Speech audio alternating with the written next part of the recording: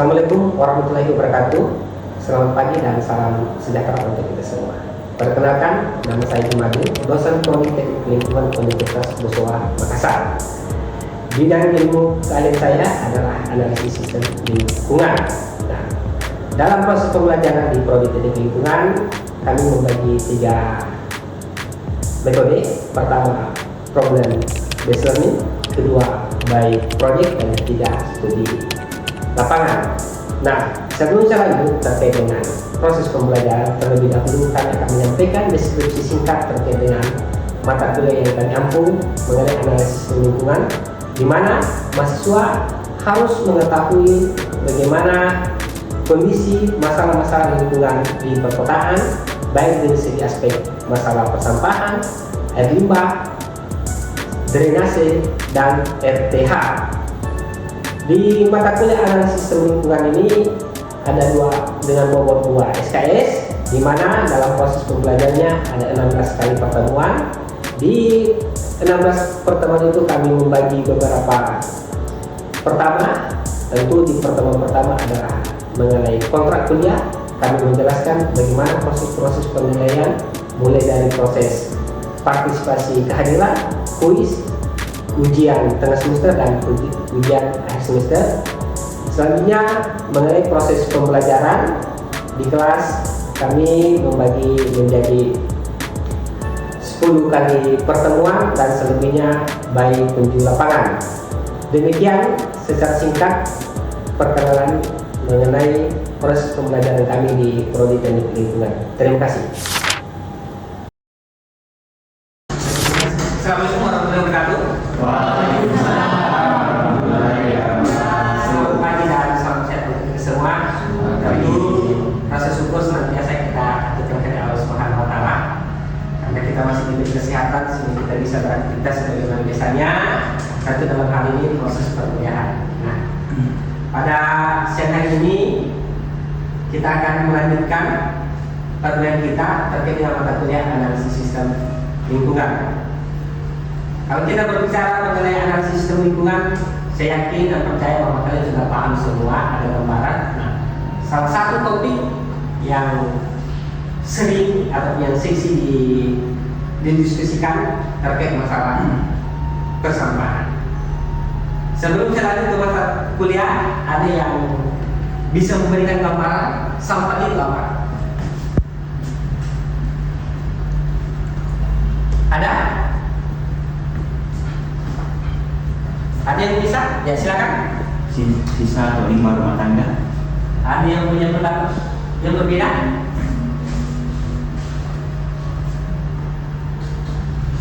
Dewi? Ya. Tadi teman kalian menyampaikan bahwa sampah itu adalah sisa yang tidak digunakan, ya, sudah tepat. Ya. Nah, kenapa sampah ini menjadi isu dan menarik untuk dibahas? Ya.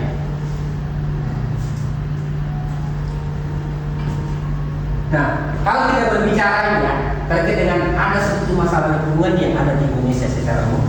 Pertama itu adalah masalah persampahan, di mana persentasenya itu adalah di angka 40%. Yang kedua adalah masalah banjir. Yang ketiga masalah pencemaran sungai. Selanjutnya masalah pemanasan global, ada pencemaran udara, kerusakan ekosistem laut, ada sulitnya air bersih, kerusakan hutan, mungkin akibat deforestasi atau pembakaran liar, abrasi, dan pencemaran udara. Nah, masalah persampahan misalnya, kalau kita lihat ya, ini berdasarkan dari ISPN ya, situsnya Kementerian Lingkungan Hidup dan Kehutanan, bahwa ternyata sampah yang paling besar yang ada di Indonesia itu, kalau kita berdasarkan jenisnya, itu adalah sampah sisa makanan. Selebihnya berupa kayu, ranting, logam-logam, dan minyak. Nah, sumber ataupun penyumbang terbesar sampah yang ada di Indonesia itu adalah dari aktivitas pembakaran. Selebihnya dari kegiatan perkantoran, ada pusat-pusat pasar tradisional misalnya. Ada tidak upaya yang bisa dilakukan dalam hal masalah persampahan ini? Ada yang punya pendapat?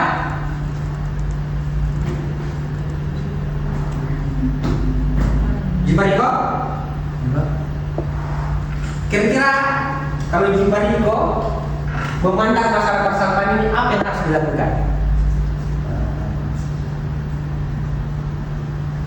Mengurangi pemakaian bahan plastik, Pak. Ada yang punya pendapat yang lain? Afifah?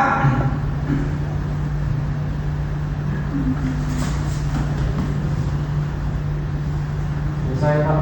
Ya, silakan. Memberikan edukasi masyarakat agar tidak membuang sampah sembarangan dan memberikan penjelasan bahwa ini dampak untuk membuang sampah.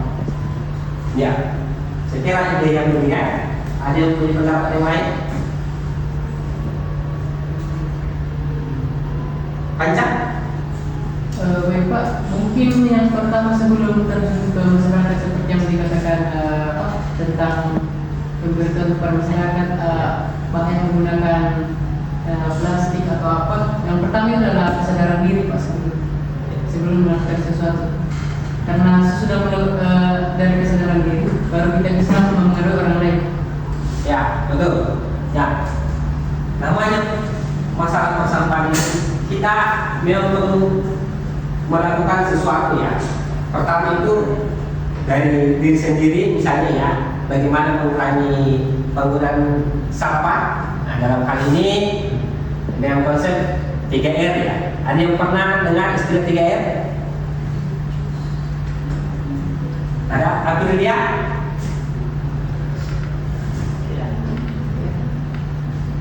3R, reuse, recycle. Reuse artinya adalah mengurangi penggunaan barang-barang yang disebut secara sampah. Reuse memanfaatkan ulang, recycle mendaur ulang. Contoh misalnya recycle ya, yang di rumah tangga misalnya menghasilkan sampah-sampah dapur, ya bisa lagi jadi kompos misalnya. Nah,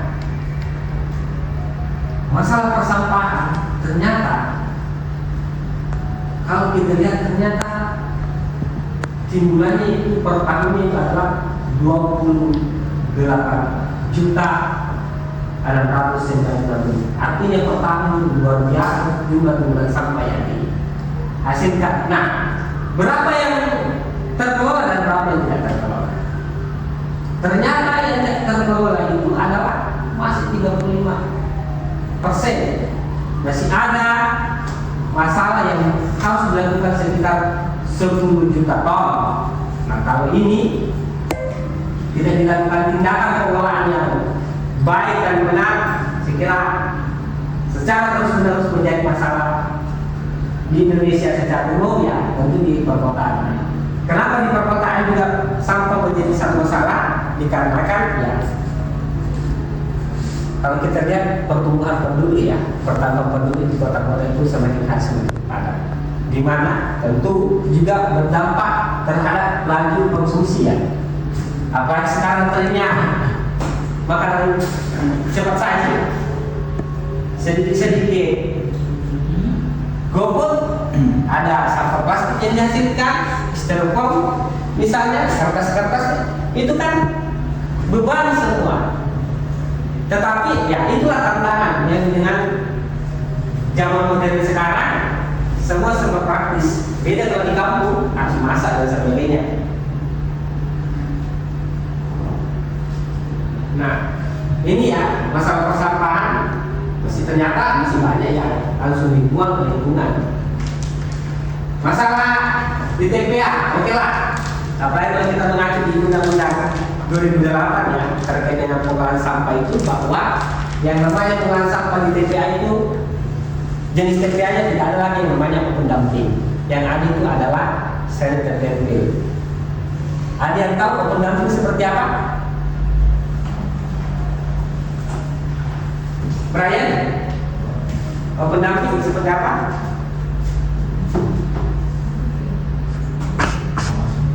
Ya, dalam pengawasan ada lagi yang punya pendapat? Jadi contoh open dumping itu adalah kita cuma membuang di tempat sembarangan, tempat terbuka, tidak ada pengolahan. Contoh misalnya ya di TPA Antang sana, TPA Antang itu awal mulanya adalah TPA dengan sistem open dumping, ditumpuk saja sebanyak-banyaknya sampai kapasitas ini terpenuhi.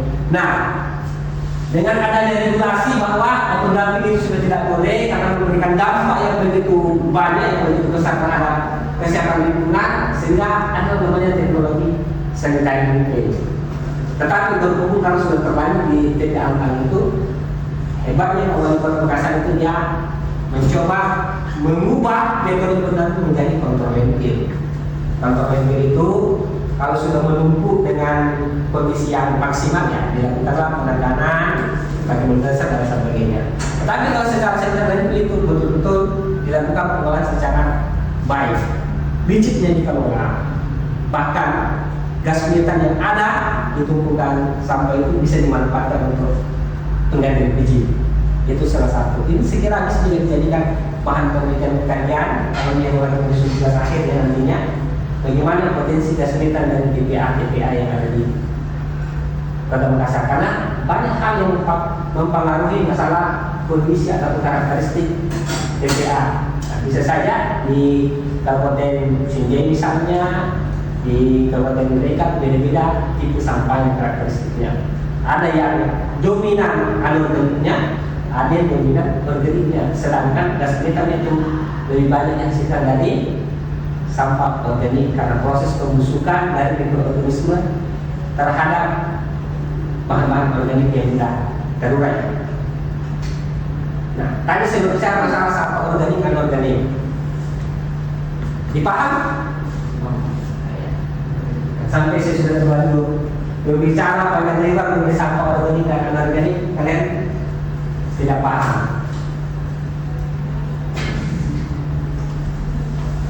Nah, ini sebenarnya masalah yang ada terkait dengan persampahan. Pertama adalah rendahnya kapasitas pemerintah daerah. Rendahnya kapasitas pemerintah daerah, misalnya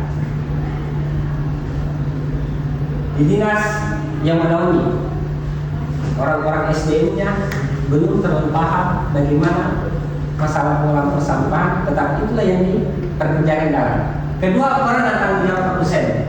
Ya, masalah peran dan tanggung jawab produsen, ya, kita lihat distribusi atau industri yang menghasilkan sampah misalnya tidak terlalu care, tetapi apabila sekarang kan sudah banyak beberapa perusahaan yang menghasilkan sampah dan dia punya tanggung jawab dalam tanggung jawab sosial ya. Contoh misalnya Unilever di Makassar bekerja sama dengan Yayasan Peduli Negeri di Makassar.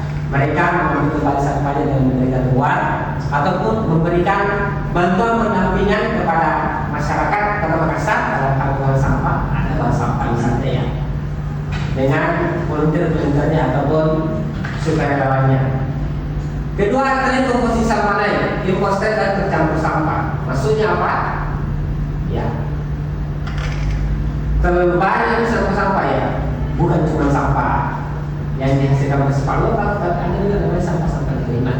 Sekiranya ini juga menarik dijadikan bahan penelitian ya. Kedua, adanya kepedulian masyarakat. Sekiranya tadi ada yang berpendapat memberikan edukasi ke masyarakat.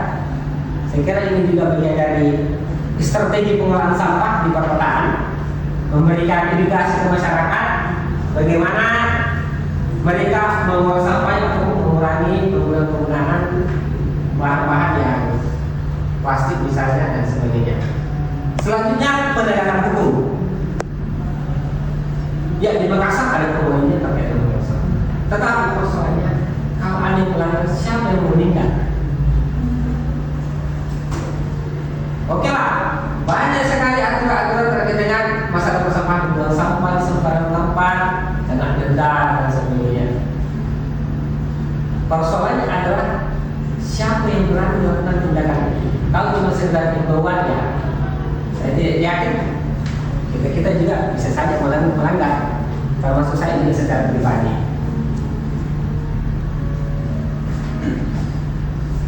Nah, ini dulu ya terkait dengan masalah persampahan. Ada pola ini juga langsung. Jadi dari rumah langsung ke truk-truknya di depan rumah biasa lewat di kompleks langsung lewat TPA. Ada juga namanya pola komunal dari masyarakat ke TPS, bukan tempat pengeluaran suara ya, tetapi tempat pengumpulan sementara. Bisa juga tempat pengumpulan sementara. Ada pula individu tidak langsung rumah gerobak TPS yang biasanya terjadi di lorong-lorong dan sebagainya. Ternyata kalau kita melihat aspek pengelolaan persampahan ini ada 5 ya. Ada aspek proporsional, kelembagaan, hukum, pembiayaan, dan peran serta masyarakat. Ini yang harus terintegrasi satu sama lainnya. Kalau dia tidak terintegrasi, salah satu saat dioperasikan, saya yakin pengelolaan sampah itu tidak bakalan optimal. Dan sampai di sini ada yang bertanya, silakan. Silakan. Tadi Bapak bilang penegakan hukum yang masalah ini siapa yang menentukan? Pertanyaan saya, bukankah ini tugas dari pemerintah itu? Dinas ya, oke. Betul. Persoalannya adalah yang membuat aturan regulasi itu adalah pemerintah, dan pemerintah sendiri yang harus melakukan penegakan. Memang masalah aturan denda dan sebagainya. Pertanyaannya adalah siapa denda itu adalah pemerintah. Di dinas lingkungan hidup juga pun mereka terbatas, baik dari SDE maupun persoalan non teknis lainnya. Kita pun juga contoh masalah persampahan yang paling simpel. Pemerintah sudah mengeluarkan aturannya masalah bagaimana rumah tangga memilah sampah dari sumbernya. Oke lah, mungkin APIPA sudah melakukan pemilahan sampah, mana yang organik, mana yang anorganik, mana yang tidak, dipisah dari rumah. Tetapi sampai di armada pengangkut dicampur lagi. Saya kira itu menjadi salah satu masalah karena kita juga keterbatasan. Ada yang bertanya yang lain? Silakan baca. Baik Pak, Ya. pertanyaan saya itu agak pertanyaan umum saja. Ya. Itu apa yang dilakukan agar pengelola sampah itu tidak menjadi masalah yang berkelanjutan? Sebelum saya jawab Panca, ada yang mau bantu saya menjawab? Supaya sampah ini tidak menjadi masalah yang berkelanjutan. Ada yang mau bantu menjawab? Sun?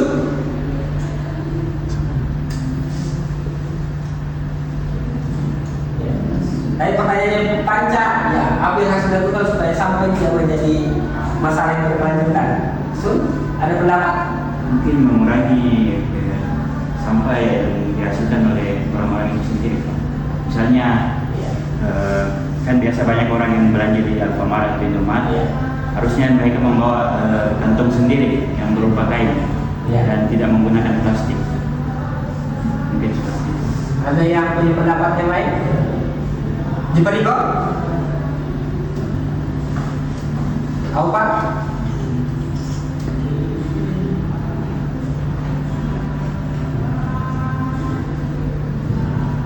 Ya, terima kasih jawabannya Sun. Ya. Salah satu yang dilakukan adalah dari diri sendiri ya. Contoh yang paling simpel itu ya ibu rumah tangga kalau pergi ke pasar, bawalah tas sendiri, jangan mengandalkan kantong kresek. Bayangkan ya kalau ke pasar itu beda di plastik tomatnya, beda di plastik cabai, plastik ikan dan sebagainya. Padahal kan itu bisa disamakan misalnya, disatukan cabai, tomat, bawang. Saya kira itu juga bagian dari mereduksi penggunaan kantong kresek. Apalagi kalau membawa kantong sendiri. Itu secara personal ya. Secara kelembagaan ya memang terkait tadi yang sampaikan Bapak, salah satu adalah masalah SDM, masalah pengelolaan. Indonesia, pemerintah itu banyak sekali aturan ataupun program-program masalah penanganan sampah, pengurangan sampah, TPS 3R, TPS T. Tetapi dari aspek keuangan itu masih kurang minim. Belum lagi terkait dengan masalah teknis ya. Tadi sudah dilakukan pemilahan dari rumah, sudah bisa-bisakan, tetapi setelah ke pengangkutan bercampur lagi masalah lagi TPA.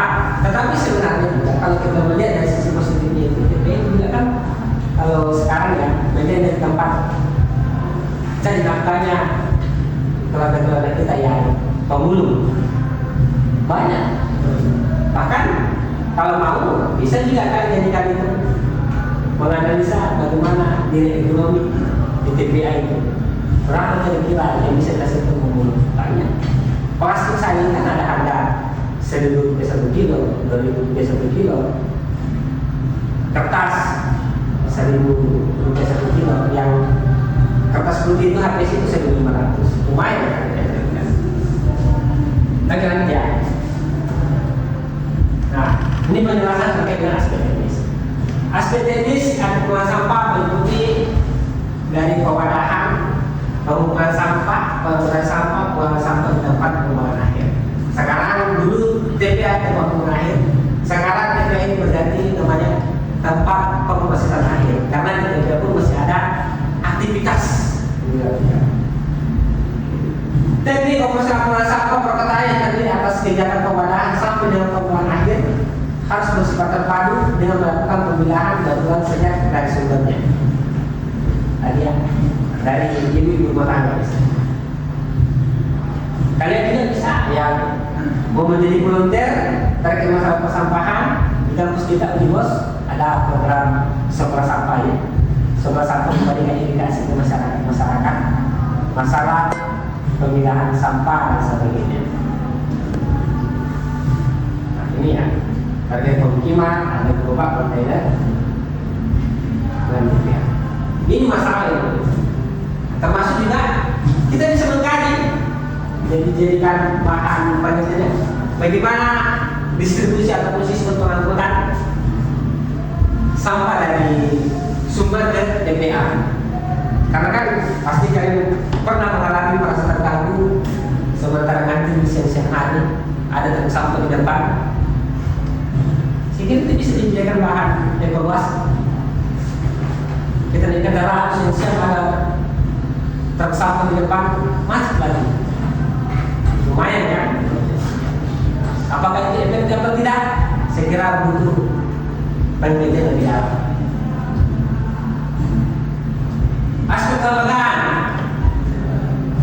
ini terkait dengan bagaimana kegiatan ini harus holistik ya, baik dari segi aspek tekniknya ya, terutama SDM ya, ada yang paham masalah manajerial, ada yang paham masalah pengolahan, khususnya ya di TPS itu jangan sampai dilakukan TPS 3 tetapi tidak ada orang yang memanfaatkan yang fungsinya adalah satu organ itu bisa dijadikan pokok tetap dibuang ke TPA menjadi residu semua, padahal persentase itu sampai itu kan ya 20% itu berupa residu, 80% itu bisa dimanfaatkan. Aspek hukum dan peraturan. Hukum ini di Indonesia ya sebagai dasar ya masalah persampahan. Di Indonesia banyak sekali. Ada Undang-Undang 2008, ada Permendikbud nomor 17 tentang masalah sampah rumah tangga dan sampah sejenis rumah tangga. Ya. Tahu kan bedanya sampah rumah tangga dan sampah sejenis rumah tangga? Ya. Sampah rumah tangga itu ya dari aktivitas ibu rumah tangga, aktivitasnya apa? Sampah sejenis rumah tangga ya dari aktivitas pemirsa misalnya ada sampah-sampah sayur dihasilkan restoran itu tidak bisa disamakan rumah tangga dengan hotel dan meskipun sampahnya bersamaan. Ini program pengurangan TV ya. Aspek pembiayaan. Ternyata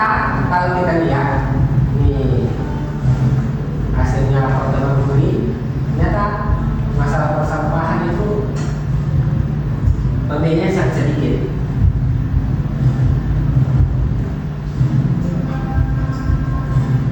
Butuh anggaran dari total APBD itu 5-10%. Sedangkan kemarin kapan saya diskusi dengan orang yang ahli utara itu, ternyata anggaran seluruh kegiatan dinas lingkungan hidup itu hanya mencapai 3-5%. Itu kan bagi-bagi bidang persampahan, pertamanan dan sebagainya. Sedangkan menurut Pak Gamal Muria bahwa aspek pembiayaan untuk masalah persampahan itu saja butuh dari 5-10% dari total APBD.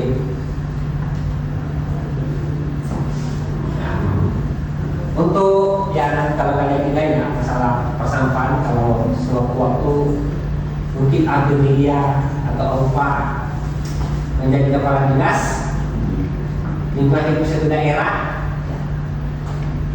menganggarkan masalah persampahan yang perlu diperhatikan ya, terkait dengan operasional investasi, terkait dengan sarana prasarana, biaya manajemen, pengembangan, ya, biaya penyuluhan dan pembinaan masyarakat.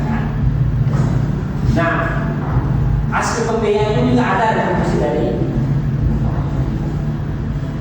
masyarakat.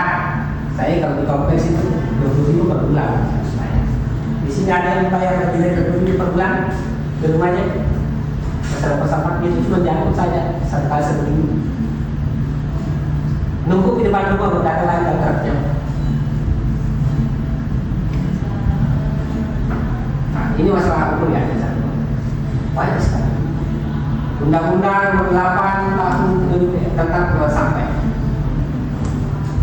2008 ini bukan 18. PP 81 Tahun 2012 tentang pengelolaan sampah rumah tangga dan sampah sejenis rumah tangga. Ada tentang pengelolaan sampah spesifik. Sampah spesifik ini ada yang tahu contohnya? Sampah spesifik dari misalnya itu dari limbah elektrik yang dari rumah sakit. Itu dibedakan. Belum lagi perpres tentang gas panas, banyak sekali tentang TPS 3R yang banyak dilakukan. Aspek peran serta masyarakat. Masalahnya adalah kesadaran di Indonesia. Hari ini kita memberikan penyuluhan, memberikan sosialisasi bahwa bagaimana sampah itu bisa dikurangi. Oke lah, hari ini masyarakat lakukan. Tetapi ketika besok harinya yang tidak percaya dari 10 peserta ataupun yang terlibat dalam aktivitas penyuluhan itu belum tentu ada 5-7 orang yang melakukan kembali ke ulang. Yang tidak percaya.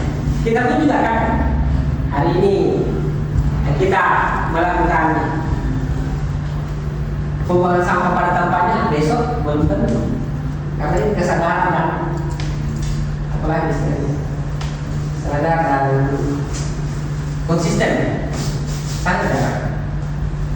Kalau kuliah, contoh ya, saya kadang ini di tempat lain, salah satu indikator mahasiswa sadar terhadap sampah itu adalah cek kantong wajibnya kalau ada permen karet itu, bungkus permen gula itu kata mahasiswa itu sudah mulai sadar, artinya dia tidak membuang sampah pada tempat. Itu salah satu indikator. Dan masih banyak indikator lain yang bisa dijadikan dasar apa mahasiswa sudah mulai sadar terhadap sampah.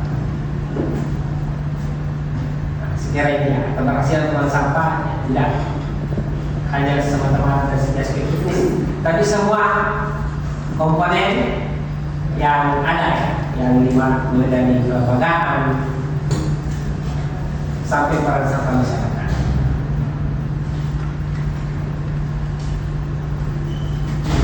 Nah, ini terkait dengan prinsip 3R dalam pengelolaan sampah ya.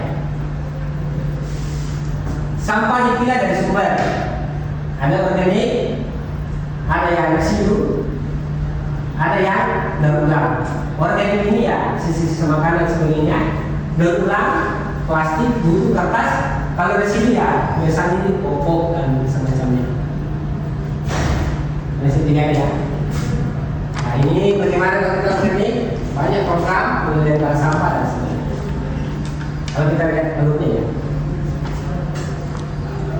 Nah, ini proses pembebasan akhir sampah.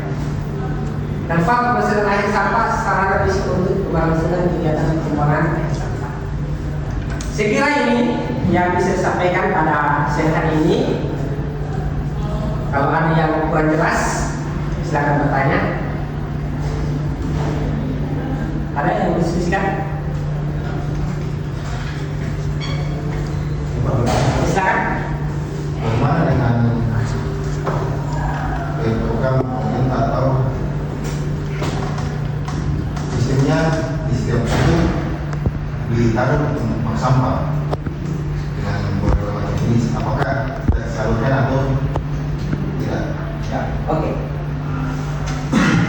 Masalah pengolahan sampah yang dilakukan di Makassar sudah menerapkan namanya konsep bank sampah di Kota Makassar.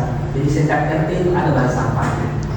Nah, perihal apakah itu efektif atau tidak efektif? Kalau kita lihat Kota Makassar sebenarnya dia sudah efektif meskipun masih perlu dilakukan evaluasi. Nah, menarik memang. Tetapi terkait dengan setiap sudut dan sebagainya dari sini keamanannya, jangan sampai kita menyimpan bimbing sampah itu harga 300-an ya. Hari ini ada, besok tidak ada lagi, itu biaya lagi. Tetapi dengan pendekatan para serta masyarakat dengan konsep bank sampah yang diterapkan oleh Kota Makassar, saya kira itu jauh lebih efisien karena memanfaatkan pakaran masyarakat sendiri. Masih ada?